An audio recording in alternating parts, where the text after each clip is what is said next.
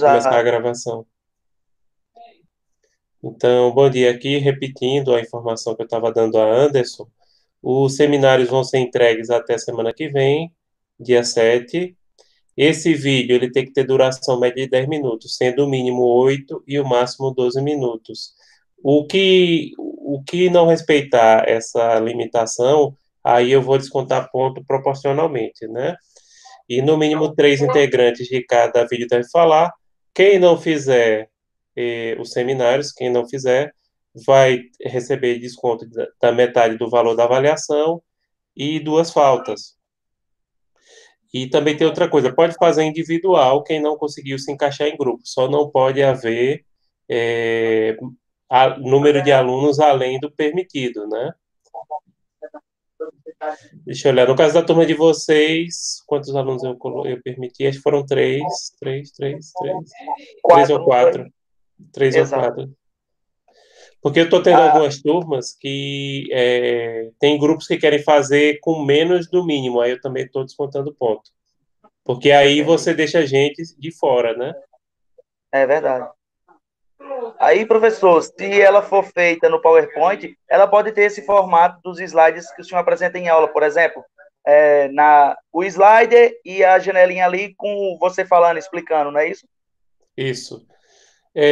As duas melhores formas de vocês fazerem são o PowerPoint ou então o Google Meet também grava. Da Ok. forma que eu estou aqui. Eu não sei se você sabe disso. A gente tava vendo isso também, a possibilidade de fazer pelo Meet ou fazer mesmo pelo PowerPoint. No caso de fazer pelo Meet, vocês têm que marcar uma reunião, qualquer um de vocês podem marcar, e se encontram naquele momento, aí vão passando. A desvantagem do Google Meet é que não dá, não dá, não, dá, mas é mais complicado você editar depois. Por exemplo, quando você grava pelo PowerPoint, fica um vídeo gravado para cada PowerPoint. E depois, por exemplo, se você quiser só cortar aquele vídeo e fazer de novo, é mais fácil, É né? verdade. Porque aqui ele grava toda a reunião e no final ele manda uma cópia para o e-mail. É assim que funciona, né? Mas Exato. no slide tem essa vantagem. Por isso também que eu gosto muito de usar o slide, porque às vezes, numa hora que você estava falando, um cachorro latiu, passou uma moto na frente, né? E aí eu vou só naquele slide, porque aí você tem como segmentar por slide. Só naquele slide eu vou lá e apago daquele slide o vídeo e faço de novo ali. Mas aí É mais vocês ficam à prático, mais vontade. rápido. Vocês ficam à vontade, pode usar as duas coisas.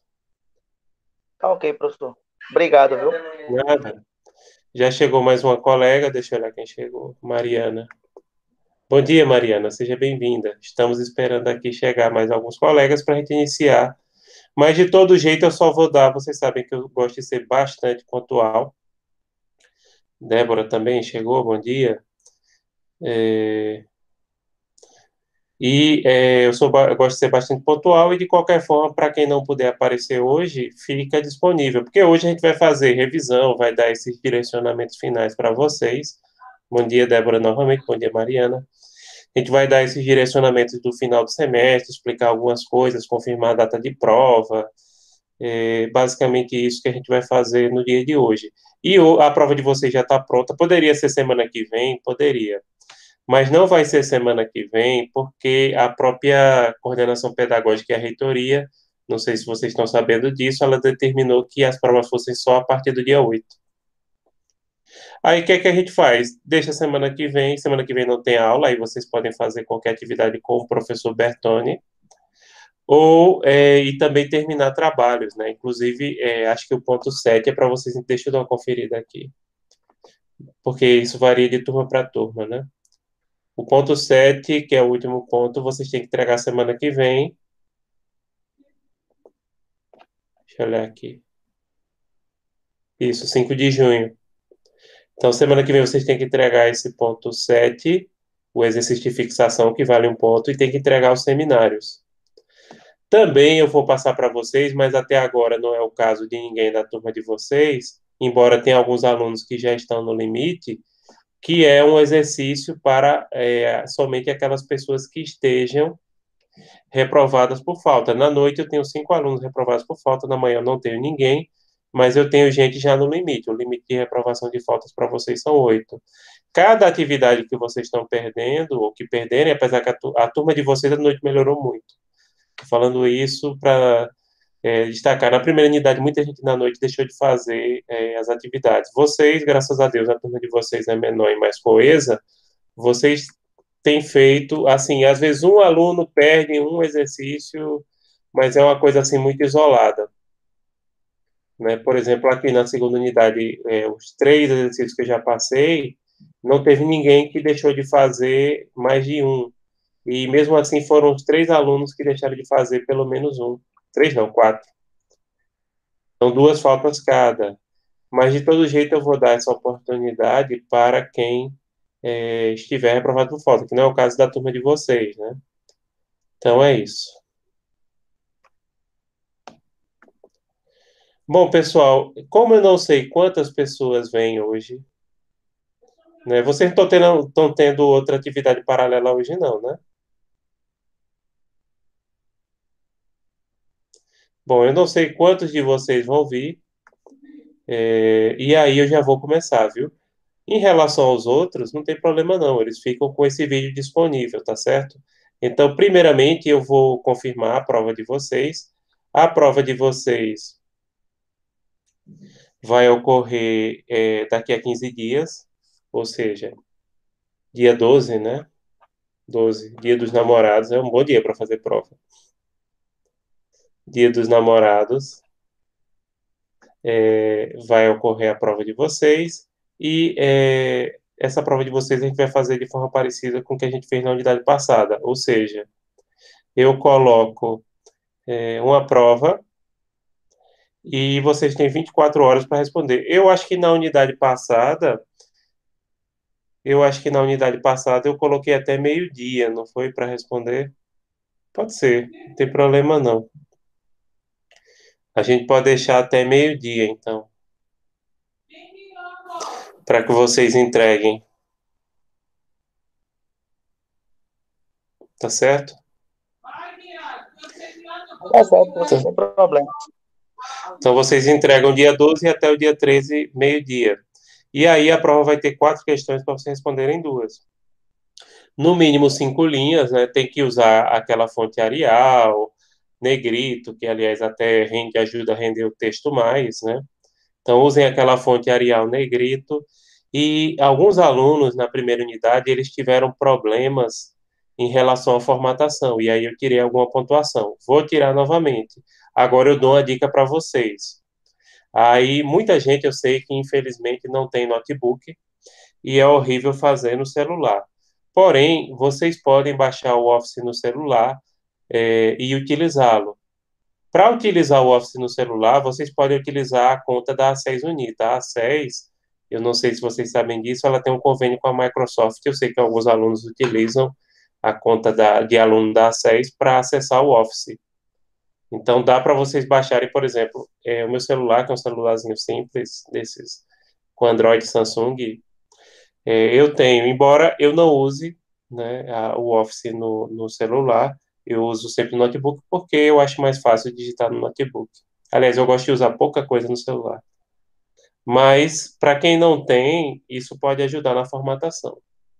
Você diz, professor, eu não formatei porque eu só tenho celular e tenho dificuldade, ocorreu isso. Beleza, baixa o pacote do Office e use com a conta da A6. Os detalhes sobre o uso da conta da A6 vocês podem encontrar no portal, lá na parte de suporte eles têm. Que a gente tem um convênio tanto com o Google quanto com a Microsoft para poder utilizar os pacotes de programas, etc., que eles têm acesso. Pronto, pessoal, agora eu vou confirmar, vou dizer questão por questão, vou fazer uma pequena revisão, qualquer dúvida vocês perguntem. Eu vou estar olhando a prova de vocês, eu só não vou mostrá-la. Depois que eu mostrar essa prova aqui, eu vou mostrar uma que eu fiz semestre passado. Mas eu vou agora fazer a revisão em cima do conteúdo da prova de vocês. Eu só não vou dizer o conteúdo, mas eu vou dizer o que eu quero em cada questão, tá certo? Então vamos lá. Pronto. A prova do 10º diurno, vai ter uma questão do ponto 5 sobre limitações à aplicação do direito estrangeiro, uma questão do ponto 6 sobre obrigações, uma questão do ponto 7 sobre sucessões e outra questão do ponto 7 sobre família. Vocês só precisam responder 2 questões dentro daquela limitação de 5 a 15 linhas. Uma coisa que eu quero destacar é que na resposta de vocês, vocês devem redigir com as suas próprias palavras. Vocês não podem usar citação direta, vocês só podem usar citação indireta. Citação indireta é aquela no qual você pega o conteúdo do autor e reescreve com as suas palavras. Eu também chamo a atenção para que vocês, apesar que uma situação dessa não ocorreu na turma de vocês, mas ocorreu em outras, é que não copiem a resposta dos colegas. A prova todo mundo vai ter acesso, vocês podem discutir entre si o conteúdo, não é ruim do ponto de vista pedagógico que vocês discutam o conteúdo da prova com os colegas. O que é ruim é você copiar. Então, beleza, vocês sentam, sentam não, que não dá para. Vocês se reúnem e vocês discutem qual é a resposta e cada um redige as suas com as suas próprias palavras. Eu leio todas as provas, gente. Então, estejam atentos de não copiar a resposta do colega. Inclusive, teve casos daquele típico, né? Você muda a primeira frase e o resto é igual, ou muda alguma palavrinha e o resto da resposta é igual. Não, não façam isso. Podem discutir com os colegas qual seria a resposta mais adequada, porém, cada um redige a sua resposta com as suas próprias palavras. Então, agora eu vou explicar mais ou menos o que eu quero em cada questão. Na primeira questão, que é a questão do ponto 5, como eu falei, eu vou narrar um caso hipotético, aliás, toda a prova de vocês é em cima de caso hipotético. Esse caso hipotético são situações que envolvem questões de direito internacional privado. Um detalhe bem importante é vocês consultarem a LINDB, que é a Lei de Introdução às Normas do Direito Brasileiro, para responder essa prova. Então, vocês podem citar a LINDB, se for o caso, né? Então, nessa primeira questão, das limitações à aplicação do direito estrangeiro, eu vou narrar uma situação de limitação à aplicação do direito estrangeiro. Vocês vão ter que indicar qual situação é aquela narrada no caso concreto e explicar o caso e explicar essa modalidade. Por exemplo, pode ser quais modalidades? Podem ser ordem pública, fraude à lei, favor negote, prélèvement, instituições desconhecidas ou instituições abomináveis. Agora, olhem, por exemplo, não basta você dizer assim, o caso hipotético narrado é um caso de limite à aplicação do direito estrangeiro em relação à ordem pública. Não. É preciso abordar um pouquinho do caso e explicar o que é essa limitação de aplicação do direito estrangeiro também. Entenderam? Então, não é uma resposta objetiva, é uma resposta que vocês têm que problematizar e explicar devidamente. Mas, assim, essa primeira questão é isso. Pode ser ordem pública, pode ser fraude à lei, pode ser favor negote, pode ser prélèvement, pode ser instituições desconhecidas ou instituições abomináveis. Indica qual instituição, aliás, limitação, perdão, e explica qual é e fala um pouquinho daquele caso concreto. Então, é isso que eu quero na primeira questão. Na segunda questão, deixa eu olhar aqui, voltar lá. Na segunda questão, é em relação a obrigações. Vai ser uma situação de um contrato, e aí vocês vão analisar, é um contrato empresarial, de antemão eu já analiso, né, uma situação hipotética, mas que ocorre ou poderia ocorrer, e vocês vão indicar qual a norma seria aplicável naquele contrato, e se a norma indicada naquele contrato seria adequada juridicamente, tá? Então, é isso. No ponto 6, obrigações, vai ser uma situação de direito empresarial que vocês vão analisar. E a competência para resolução de conflitos. Então, tem duas coisas aí. A norma aplicável que tem que ser analisada nessa segunda questão do ponto 6, obrigações. A norma aplicável e a modalidade de resolução de conflitos para aquele contrato, né? Então, aí em relação a essa parte de obrigações. Daqui a pouco, gente, eu vou mostrar uma prova do semestre passado, porque aí a gente analisa e explica mais ou menos dentro de um caso concreto. Aqui eu tô de olho na prova de vocês, porque ela já está pronta, né? Então, eu já estou dando uma revisão em cima do próprio conteúdo da prova. A terceira questão, gente, é do ponto 7, é sobre sucessões. Narram a situação de sucessão, e aí vocês vão ter que definir qual é a norma competente, as normas, que nesse caso aqui pode ter mais de uma norma competente, para reger essa sucessão que é narrada no caso hipotético. E aí um detalhe que eu dou. Pronto, um detalhe não, a dica, né? Os bens presentes e a localização desses bens, o tipo de bem, se é imóvel, se é móvel, e a localização desses bens podem indicar, eventualmente, que exista mais de um ordenamento jurídico aplicável naquela sucessão. Então, primeiro, precisa indicar em qual foro ocorreria aquela sucessão, e uma coisa é independente da outra, né? Quais ou qual legislação seria competente para reger aquele inventário, aquela sucessão como um todo.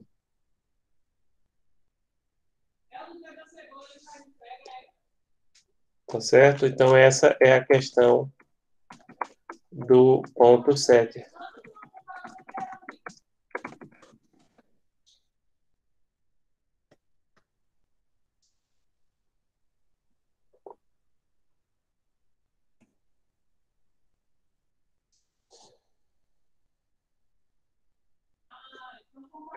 Pronto. A última questão é também do ponto 7, porque, como eu disse, é uma questão do ponto 5, uma do 6 e duas do 7.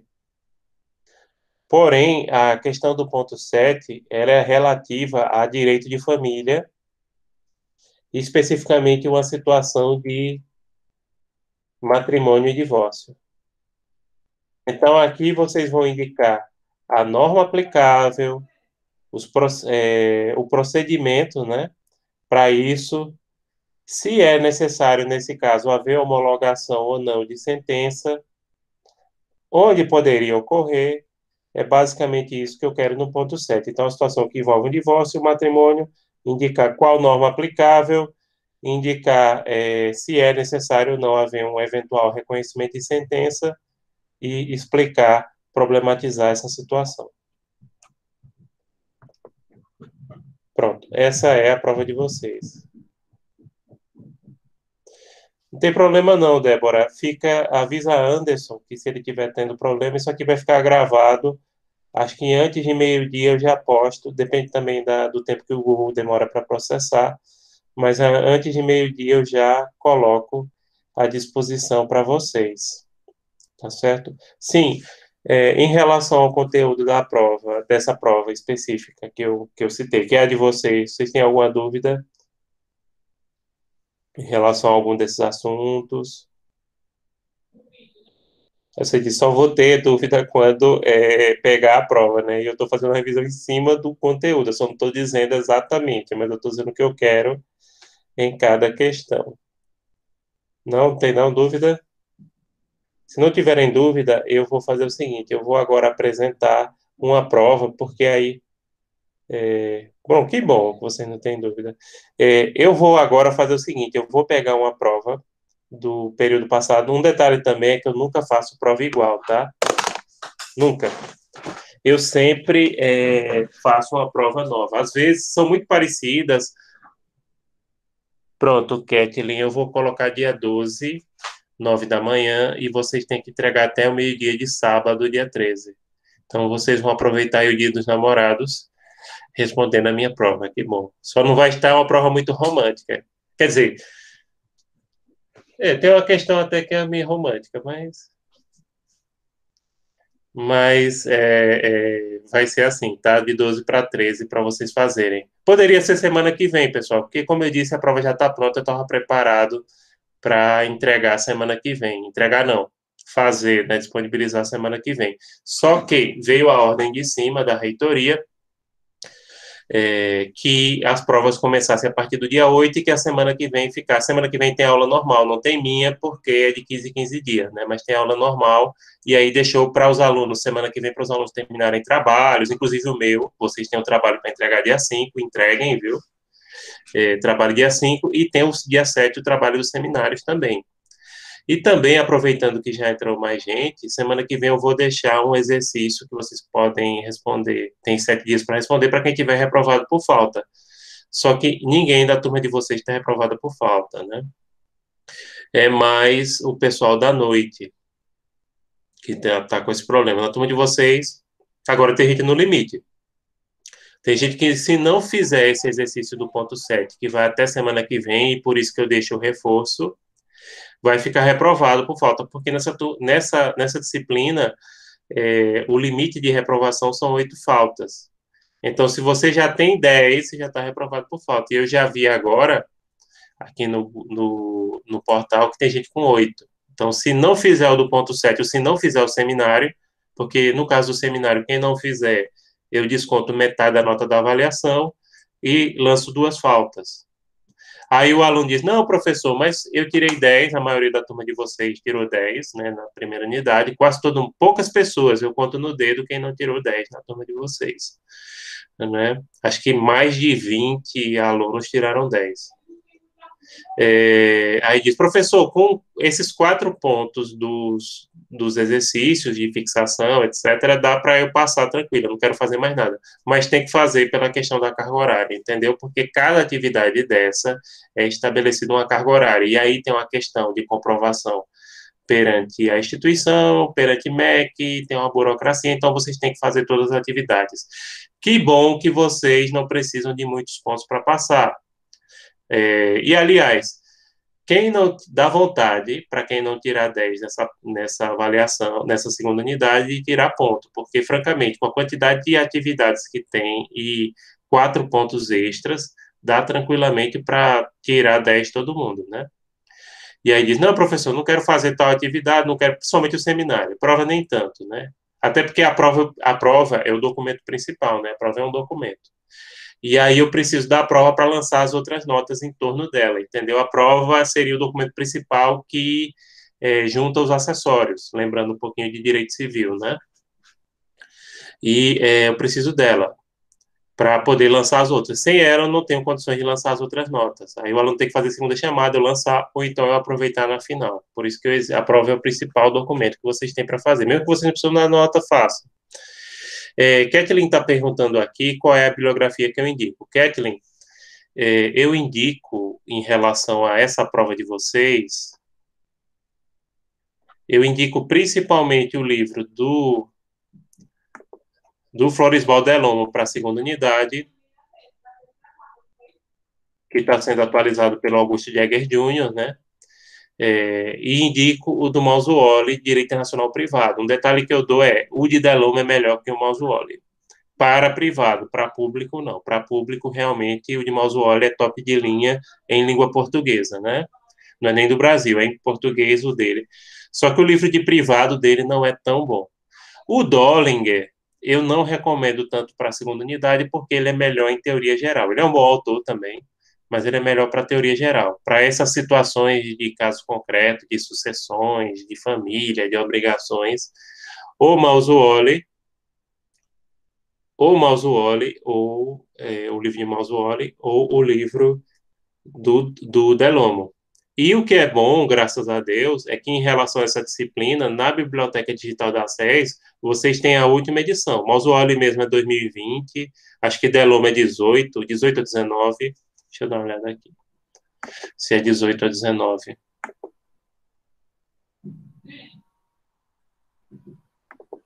Parece que aqui eu tenho 17, mas serve. Lá vocês olhem na Biblioteca Digital da SES. Um detalhe bem importante que eu dou é o seguinte. Um detalhe bem importante é que lá na Biblioteca Digital tem uma ferramenta que você tem que atualizar de vez em quando para chegar às novas edições dos livros, tá? Se eu não me engano, é onde tem um esquadro. Aí você clica ali que atualiza a biblioteca. Porque tem aluno que diz, não, professor, a biblioteca, eu fui lá e tem aluno que vê, tem aluno que está vendo, tem aluno que está vendo a edição 2020, eu só estou vendo a 15. Por quê? Porque tem que clicar nisso. Não me pergunte por quê. Isso aí é uma questão burocrática lá do. É uma questão burocrática lá dessa biblioteca digital. Você sabe que a instituição tem assinatura, etc, etc, etc.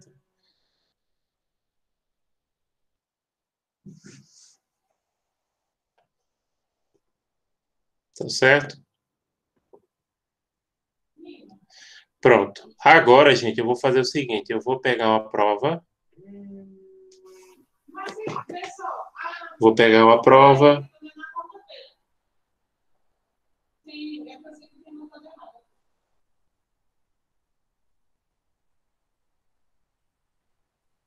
Vou pegar aqui uma prova de você, uma prova da unidade passada e vou explicando. Pronto, mais alguma pergunta? Não.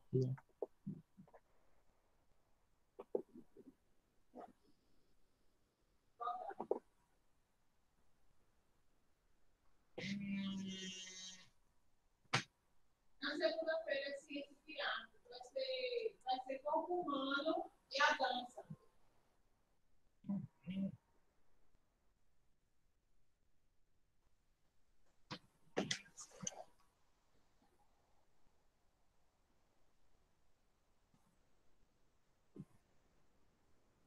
Vocês estão vendo aqui uma prova? Sim, professor. Oi, pergunte. Não, não, só confirmando que está aparecendo sim a prova aqui. Pronto, perfeito. Obrigado, gente. Eu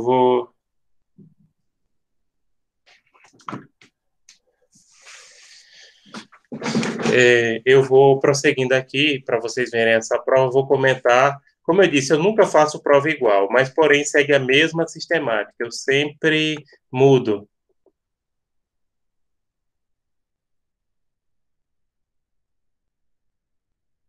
Pronto, vamos ver aqui uma que seja parecida com a de vocês. Tararara. Acho que essa aqui é bem parecida. Tem uma questão do ponto 5 e tem uma questão do ponto 6 e duas questões do ponto 7. Bem, nesse caso aqui, pessoal, na primeira questão, vai ser bastante parecida com a de vocês. Existe um caso hipotético e que também há uma limitação à aplicação do direito estrangeiro. Inclusive, acho que eu usei isso até no exercício de fixação. Toshiro, deixa eu ler o caso aqui, de nacionalidade japonesa, 19 anos de idade, domiciliado em seu país de origem, resolveu comprar uma casa de praia para fins de lazer, devidamente registrada, no município de Tamandaré, litoral de Pernambuco.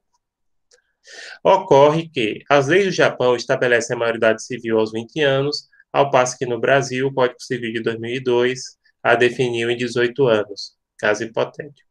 Nesse caso, era para indicar uma limitação à aplicação do direito estrangeiro. Por quê? Primeiro, eu vou dar um contexto aqui para vocês. A LINDB, pessoal, ela diz que em relação à capacidade de pessoa é definida pelo seu domicílio. Muitos outros países, principalmente na Europa, a capacidade é definida pela nacionalidade. No caso do Brasil e dos Estados Unidos, não é a nacionalidade, é o domicílio que define a capacidade. Porém, esse seu Toshiro, esse rapaz, esse Toshiro, né, ele tem menos da metade da minha idade, Toshiro, ele tem 19 anos e acho que até 2018, na lei japonesa, eu até pesquisei isso depois, a maioridade era com 20. Lembrando que no Brasil até 2002, por exemplo, quando eu fiz a minha época, ainda a maioridade ainda era com 21 anos.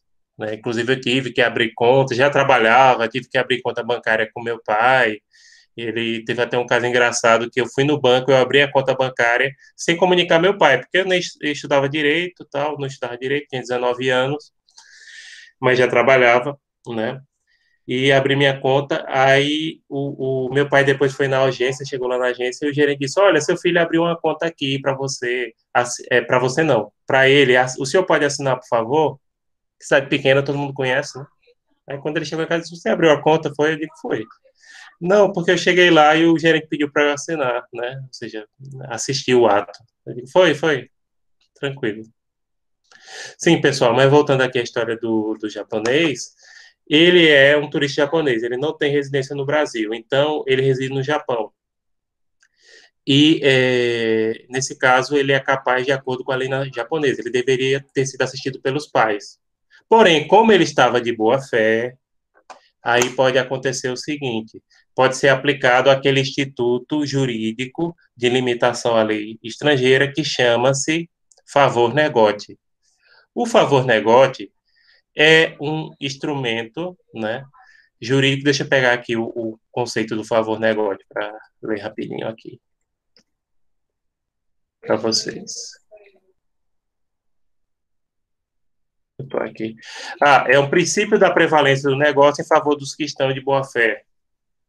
Então, nesse caso, havendo comprovado que ele estava de boa fé, ele não tinha residência no Brasil, né, as partes estavam de boa fé, a imobiliária que o vendeu também provavelmente nem sabia que na lei japonesa, nesse tempo, a maioridade civil era com 20 anos, e aí o cartório muito menos, etc. Então, o negócio jurídico pode ser convalidado, e nesse caso aí, há uma limitação à aplicação do direito estrangeiro. Nesse caso, qual é o direito estrangeiro que é limitado a aplicar? O japonês. E lembrando que aqui no Brasil a maioridade civil é 18 anos, né? Então, aí a limitação seria o favor negócio. Então, o que eu quero nessa questão do ponto 5, como eu tinha falado, é que vocês indiquem a limitação, expliquem qual é e abordem um pouquinho o caso concreto. É isso que eu quero que vocês façam. Pronto. Deixa eu olhar. A questão agora é do ponto 6, obrigações. Não, esse caso aqui não seria. De vocês seria mais em relação pronto, perfeito, seria em relação a contratos. Vamos pegar uma que tem a ver com contratos. Nesse caso aqui, a primeira questão do ponto 6 é em relação a contratos, né? A primeira não, a questão do ponto 6. Aí, nesse caso, a empresa brasileira distribuidora de bebida C e a vinícola chilena D celebraram um contrato para importação de vinhos do Chile, destinados ao mercado do Brasil. Neste instrumento, assinado na cidade de Buenos Aires, Argentina, as partes escolheram como normas aplicáveis a legislação brasileira e, para a resolução de conflitos, uma Câmara de Arbitragem Empresarial situada na cidade de São Paulo. Nesse caso aqui, se fosse seguir um critério da LINDB, seria a norma argentina, porque o contrato foi assinado em Buenos Aires.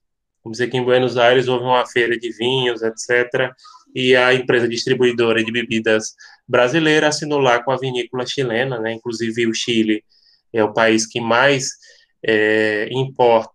exporta vinhos para o Brasil, né? Inclusive aqui em Caruaru você tem uma franca oferta de vinhos chilenos e muito bons. Eu sou chegado a um vinho, né? Não sei se vocês sabem, mas voltando aqui um pouquinho, nesse caso, se fosse seguir o critério da LINDB, aí realmente seria a lei argentina, porque foi assinado lá. Porém, nesse caso aqui específico, como o direito é disponível, são duas empresas, poderia aplicar o princípio da autonomia da vontade. E esse princípio da autonomia da vontade poderia ser válido tanto em relação à norma, quanto em relação à Câmara de Arbitral Empresarial de São Paulo. Né? Porque vocês sabem, e devem lembrar disso, na arbitragem você pode escolher a norma aplicável também. Então, e inclusive, mesmo que fosse usada a LINDB, a Câmara Arbitral aqui de São Paulo, ela já afastaria a jurisdição do Estado, né? Que, se não fosse escolhido, seria a Justiça Federal.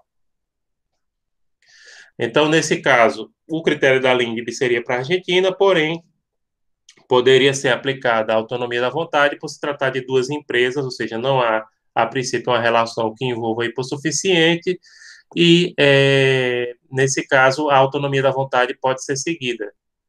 Tá certo? Pronto. Essa é a questão do ponto 6.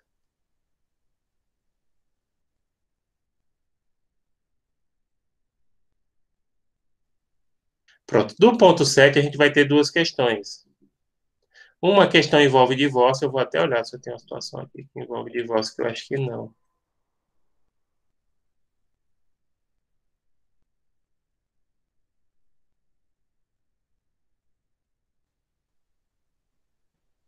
Pronto, tem um aqui que envolve divórcio e casamento, né?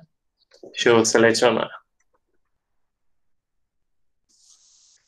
Fulano e fulana, brasileiros, casados e domiciliados em Miami, Flórida, Estados Unidos, desejam se divorciar no Consulado Geral do Brasil naquela cidade.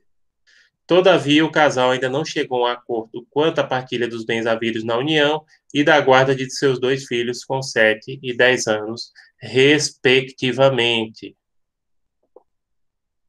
Deixa eu dar uma olhada aqui numa questão rapidinho. Nesse caso, pessoal, primeiramente, a princípio, os consulados, vocês sabem disso, a gente já falou, acho que desde direito internacional público, os consulados, eles têm poder para celebrar casamento, divórcio, etc.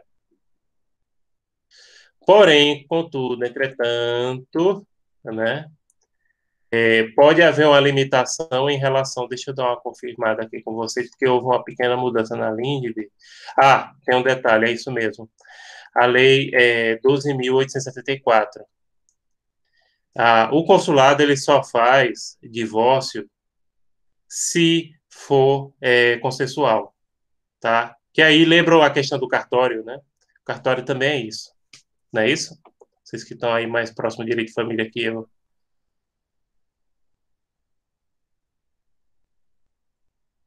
Então, gente, nesse caso aqui que eu citei, eles não poderiam fazer o divórcio no consulado enquanto não for consensual, tá? Não importa aí se tem bens ou filhos, etc. Vocês sabem que existe uma grande comunidade brasileira em Miami, muita gente, né? Eu fico até brincando que Miami é brega. Não, pior é que eu acho mesmo, não vou mentir. Eu moraria, se eu tivesse muito dinheiro, eu moraria ou em Portugal ou no Uruguai. São dois países que têm uma qualidade de vida muito boa, etc. Né? Miami não é muito meu estilo, não.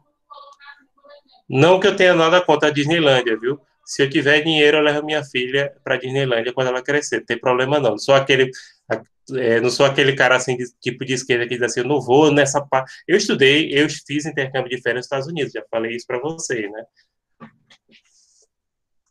Então, não tenho, já fui 3 vezes aos Estados Unidos, fiz cursos de férias lá e gostei muito, né? Não tem isso não, é que eu, assim, acho Miami... Primeiro que quando eu chego, o pessoal lá em Miami só fala comigo em espanhol, já olha a cara e já vem falar isso. Já começa por aí. Eu quero treinar o inglês e o povo, não, fala espanhol. Sim, mas voltando aqui, que eu tô brincando, pessoal.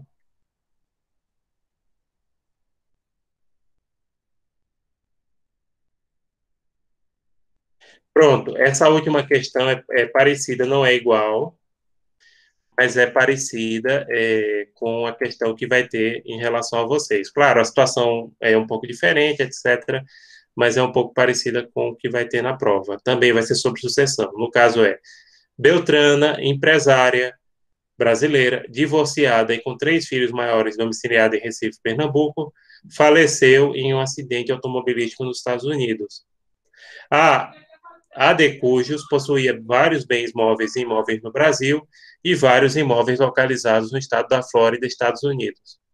Pronto, essa questão aqui, eu vou voltar aqui para vocês e pergunto para vocês, primeiramente, em relação a essa situação, é melhor deixar aberto, né? Eu quero aí a participação de vocês, se possível. Primeiro, nessa situação aqui, Beltrana era uma empresária brasileira domiciliada em Recife. Ela tinha vários bens móveis e imóveis no Brasil e vários imóveis localizados no estado da Flórida. A princípio, qual seria o foro competente para o inventário dela? Inclusive, aqui não está mencionando. Oi? Professor, seria o do último domicílio dela? Sim, Recife. Perfeito, Recife. Mesmo, não importa se ela faleceu nos Estados Unidos. O principal domicílio dela era em Recife. Ela tinha imóveis na Flórida, inclusive tem gente que tem. Pronto, tem gente em Caruaru que tem. Tem gente em Caruaru que tem imóveis em Portugal, que é um lugar muito melhor de você morar do que em Miami. né? Primeiro pela segurança, pela qualidade de vida, pelo fato de estar próximo de outros países da Europa. A Flórida não é um estado muito seguro, entendeu? Claro, é seguro, mais seguro do que o Brasil, mas assim, pronto.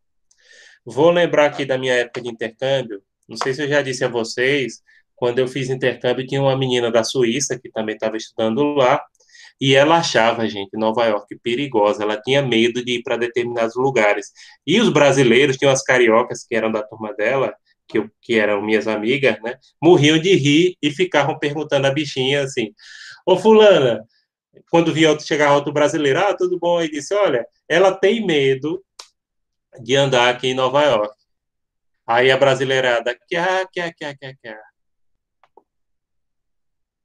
Sim, porque agora esqueceram de analisar aí um detalhe, né? Na Suíça tem menos de um homicídio doloso a cada 100 mil habitantes por ano. Um dos países mais seguros do mundo.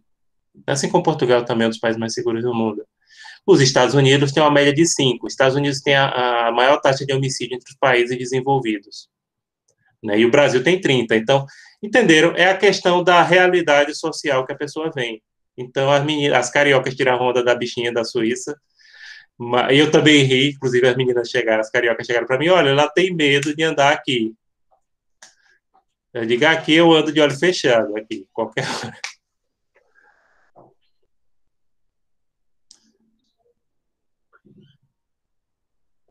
Sim, mas voltando lá, que é o que interessa, né? Pronto, primeiro, o foro competente é o de Recife, porém, por exemplo, dá entrada no inventário desse na Justiça Federal em Recife. O juiz de Pernambuco, e tem duas opções aí. O juiz ele pode julgar os imóveis localizados nos Estados Unidos, na Flórida, de acordo com as leis da Flórida, tá? E aí tem aquela questão de comprovar a vigência da lei, etc, etc, etc. E pode dar uma entrada no inventário lá também, tá certo? Agora, pode concentrar aqui tudo? Pode. E depois, agora sim, e aí, como é que faz para aplicar isso em relação aos imóveis da Flórida? É reconhecer a sentença lá dos Estados Unidos e aplica, não tem problema não.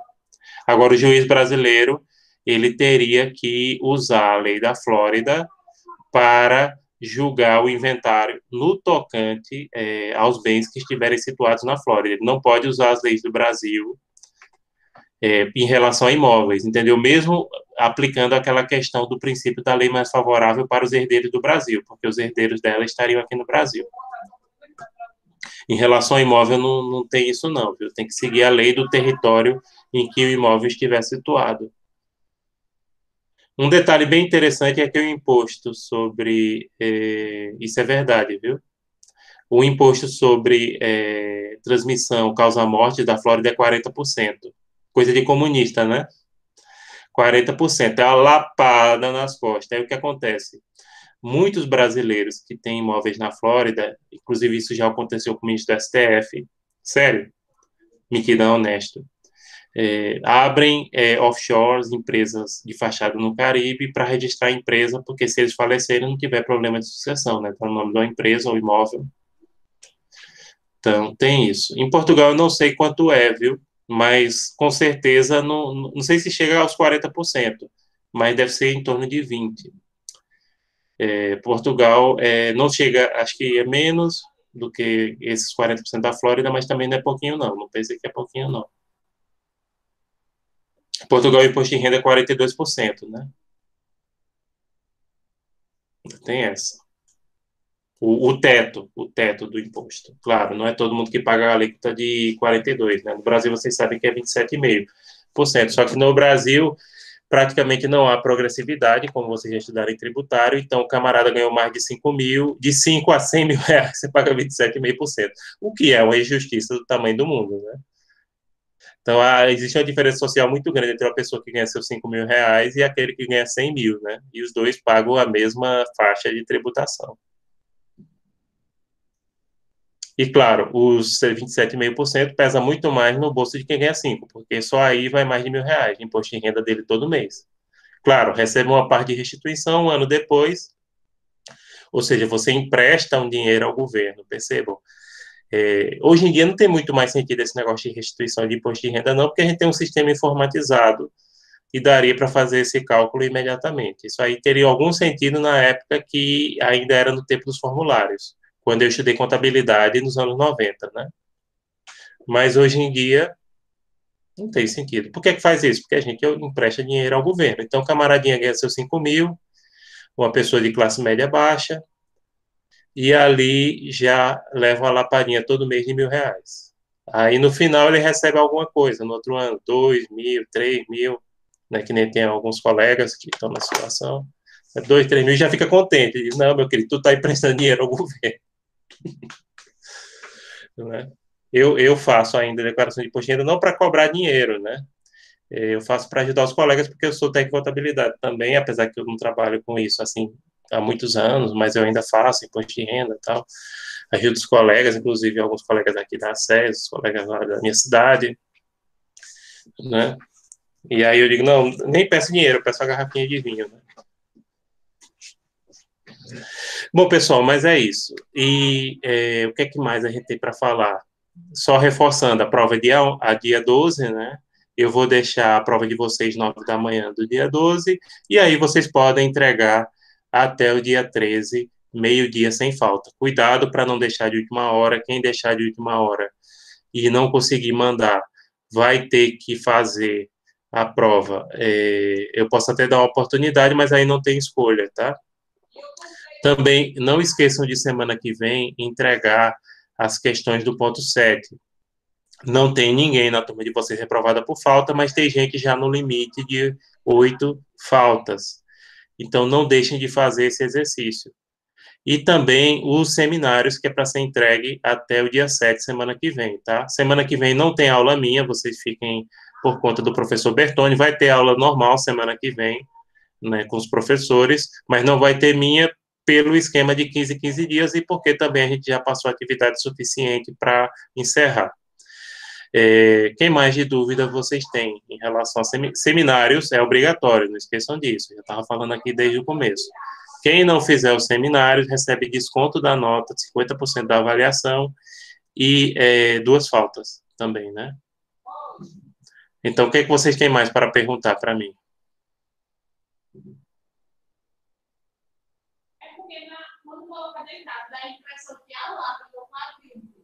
Vocês não têm pergunta, não? Se vocês não tiverem pergunta, eu acho que a gente pode encerrar o nosso encontro de hoje. Os colegas que não assistiram esse vídeo de revisão, ele vai ficar disponível. Eu acho que antes de meio-dia eu lanço, depende também do Google, né? Ontem à noite. Pronto, que bom, gente. Que bom. E aquele esquecimento, aquele detalhe que não esqueçam, por favor. Cada um responda as provas com as suas palavras. Não copiem dos colegas. Eu vou ler cada prova em detalhe. Vou ler cada prova em detalhe. E se tiver copiada, vocês sabem, né? Tesourinha comigo. Não, o professor vai aliviar porque a gente é do 10º. Eu quero ajudar os alunos do 10º com o maior prazer. Só não vou passar de graça, mas ajudo com o maior prazer. Faça as atividades. Quero que todos vocês se formem e que dê tudo certo para vocês, que a gente possa sair logo, logo dessa situação de pandemia e vocês consigam colar grau, fazer OAB, etc. E desejo boa sorte de coração a cada um de vocês e que Deus abençoe a todos, né, e a todas. Então, bom dia, gente. Se vocês não têm mais questão, vocês podem sair. Se alguém tiver alguma pergunta, pode fazer, né? A gente está à disposição. Se não, vocês podem sair e registrar aqui sua presença. Exatamente, Anderson. Vou manter as mesmas didáticas. Não pode citar diretamente, mas pode citar indiretamente. Citação indireta é aquela no qual você escreve com as suas palavras o que o autor disse, né? Mas escrevendo com as suas palavras. Vocês podem discutir com os colegas as questões, não tem problema nenhum discutir com os colegas, só que cada um faça a sua, né? Então, tchau, Ok, tchau. professor, sem problemas. Tá certo? Dão essa reforçadinha nos colegas. A gente vai disponibilizar esse vídeo de revisão ainda hoje. De preferência de meio-dia. Aproveitem, façam o exercício do ponto 7. Eu sei que é para entregar até semana que vem, mas já quiser fazer hoje, aproveitar esse horário, já façam hoje.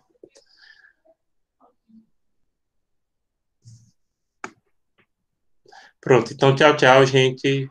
Fica à disposição aí para quem quiser. Pronto, Raul ia perguntar alguma coisa?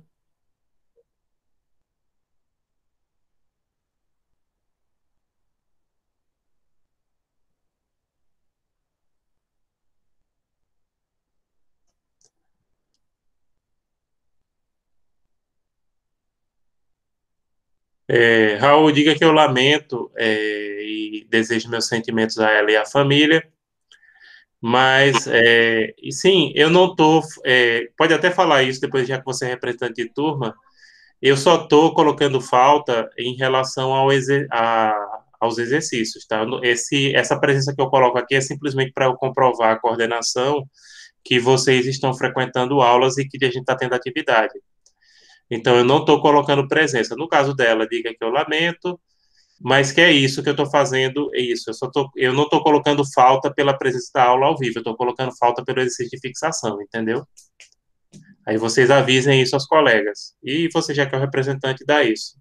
Aliás, eu acho que foi até a coordenação passou que isso é um pedido de vocês, dos alunos, né? Porque tem gente que não tem condições de estar presente na aula no momento que ela ocorre, certo? E aí, eu estou colocando todas as faltas que eu estou colocando é em relação a esses exercícios. Tá certo, gente? Então é isso. Obrigado e qualquer coisa podem perguntar. Estou à disposição.